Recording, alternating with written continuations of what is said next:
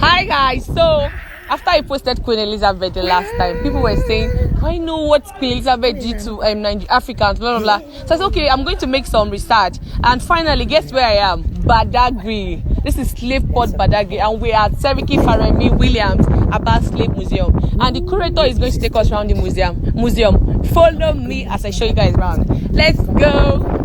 Seriki Faremi Williams Abbas Barrack of 40 slaves sale. Let's go inside. You would not see this anywhere. Nobody's going to tell you the truth. Okay. This is our curator, so he's going to take us round. And this is the man that helped us to locate here. Yeah. So you're welcome. Thank you. My name is Moshood once again. Nice to meet you. What's your name, ma? Miriam. Miriam. With that name, Miriam, I can't tell you where you come from. What's your native name, ma?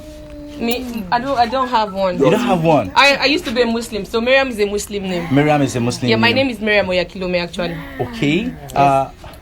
Sir, what's your name, sir? My name is Michael. Michael, what's your native name, sir? I know Abayomi. Abayomi. With that name Abayomi, I immediately know that Abayomi is from the Yoruba. But with your name Miriam, I can't tell you where you come It's from. an Arabic name. With my name Moshood, I can't tell us where I come from. Where are you from? Moshood is an Islamic name. Anybody can be a Moshood. Okay. I just wanted to know how powerful African names are. My name is Bamidele. Can you tell me where I come from with that name? Yoruba land. Yes. We African, we have a name that tells story, history, or directory. Through your name, someone can locate you. As an African, through your name, someone can tell you where you come from. But during slave era, slaves don't have identity. They bear their master's name or any name their master wish to give to them. Like when you buy a dog and you give your dog any name you wish to give to your dog. If the white men that is slave, our forefathers retain our forefathers' name, it will be very easy for the black Americans to repatriate back to their people. But because they didn't retain their name, it's not easy for the blacks over there to trace their roots. The world know this compound as Brazilian Barracão. Most slaves taken from this compound were being taken to Brazil, and most of them were Yoruba origin. Today in Brazil, there's a god mostly worshipped by the Yorubas called Yemoja. In Brazil, they call it Lemeja. Eshu, they call it Ezu. Iyalaka, they call it Akaraje. Shango, they call it Zango. That's what you know, there were Yorubas that have been moved from this compound down to Brazil, and they still practice the same culture. And Barracón is a Spanish word. It means dungeon, storehouse, or slave cell where slaves are being kept. In this compound, we have a total number of 40 rooms. Okay. During slave era, 40 slaves were being kept in each room. Okay. 40 times 40, 1,600 slaves were being moved in and out of this compound every 3 to 4 months. And this compound belongs to Seriki Williams Abbas. This is the man in the senator. His birth name was Ifare Milekun Ifagbemi. How come the name changed to be Seriki Williams Abbas? This young man was captured at the age of 6 in a town called Jogarile in Ogun State during the Egbas and Dahomey War. He was captured by a slave trader called Abbas. Abbas was a black man, an Islamic scholar who lived in Dahomey. Abbas took this young man to Dahomey and made him a domestic slave. We have two categories of slave, the field slave and the domestic. The field slave work on the farm, the domestic work, yes, field. Okay, field. Okay. Yes, the field slave work on the farm, the domestic work in the master house. Abbas used him as a domestic slave. Later, they sold him to a white man called Williams. Williams took Ifare Milekun to Brazil and gave him education. Through Williams, Ifare Milekun speak English, Dutch, Spanish, and Portuguese. And while working for Williams, whenever Williams is going out for his business, he takes this young man along with him, consciously showing him his business. One day, Williams called him, "Young man, come, let me set you free on one condition. You work for me." And Ifare Milekun grabbed the offer as the only opportunity he has to be a free person. When Ifare Milekun left Brazil, he first settled at Lagos Island, then they called it Lagos Colony. He came to resettle in Badagry in this compound in the year 1840, when the second master Williams built this compound in the year 1840. Year 1895, Ifare Milekun was to ban Seriki Musulumi of Badagry. They made him the paramount ruler in Badagry. He ruled Badagry for 24 years. I will tell you much about him when we enter the museum. Let's see this other side. Okay. In the olden days in Africa, we have our own currency that we spend, our own money. If you have 100 naira notes, if anybody have 100 naira notes, I will show you some of this money I want to mention on that 100 naira note. This is 100 yes, naira. Thank you.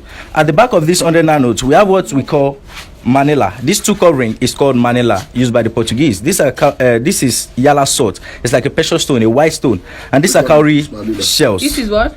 Manila, Yala salt, cowrie shells, and tobacco that is for cigarette these days was used as currency then. Thank you. When the European came, they did see all these things I mentioned as money. So they bring in the idea of trade by barter. When they bring in the idea of trade by barter, if European give our forefather one ceramic bowl in exchange of 10 human beings as slaves. Okay. One of these ceramic bowl. We call it breakable plate. 10 slave. We still have 5 plates I will show you when we enter the museum. A then gun, Yoruba call it Ibon Shakabula, was used in exchange of 40 human beings as slave. The mirror doesn't have specific number. The highest bidder get the price. We call it bargain power. The big cannon gun, which is olden days bomb, was used in exchange of 100 slaves. The short one, 40 slaves. The bottle of gin was used in exchange of 10 human beings as slaves. They are not after the liquor in the bottle, but the design on the bottle. I'll show you a surviving bottle 1873 from Vienna, Austria. One umbrella was used in exchange of 40 human beings as slaves. The question is, we Africans or black man, what do we do with the den gun and the cannons? We use it to fight ourselves to get more slaves to sell to the whites. We sold ourselves into slavery. And these two doors have been here since 1840 when this compound was established. It's part of our monument. People all over the world come to see. Yes, what since year? 1840. 1840. Yes. So out of 40 rooms, 38 of the rooms are currently occupied by Sidiki Williams Aba's descendants. So the federal government met with the family in this compound that they should retain 2 cells the way it were. So they gather most of the relics and some of these items used in exchange of slaves in those 2 rooms for people all over the world to see. Let's go inside the rooms and see what we have inside.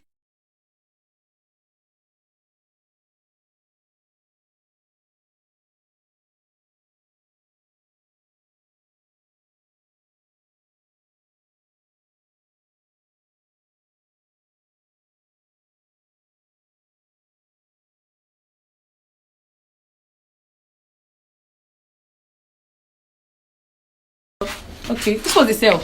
As small as it is. No. So you're welcome. Out of 40 rooms, we are standing in one of the rooms. All rooms are like this. Where we are standing here is called a waiting cell. This is where Europeans check slaves down to buy before they buy them. The same way we check animals before buying, the same way they check human being. They take the eyes, they check the dentition, they hit them in the stomach to nip their feet. Because their aim and objective is to take them to where they're taking them to work for them on the farm. So they need healthy slaves. Slaves above 35-40 are called macrons. Europeans reject such slaves. Any slave rejected by the European, they don't return them back to where they were captured. They kill them or feed them to animals. And we have the inner room, which is called the dark room, where they keep 40 people. We are still going there. Here we have what we call ankle shackles. They easy to join 2 slaves together while working on the farm. One in the leg of the first slave, one in the leg of the second slave. Shall we try it? Okay. Yeah. On me? No, we are not fine, slaves. fine. Yeah. Okay. Like this, and they insert this rod and put padlock here. Can I try to move with this? Oh, I You can't. drag me along with you. 2 people work with this for 18 hours on the farm, and they have 15 minutes to rest. They want to eat, drink water, pee, excrete. Within 15 minutes, they continue another for another 18 hours. These things are made of metal. It always puts wounds around the ankle. Nobody cares because slaves are property, and you can do anything you like with your property. The difference between a slave and your sunshade is because a slave has life. If you get angry, you can break your sunshade. The same thing to slave. If you get angry, you can kill your slave, and nobody will ask you for that. And here is a surviving umbrella used in exchange of 40 human beings. This umbrella was made of wood, brass, silk, and cane.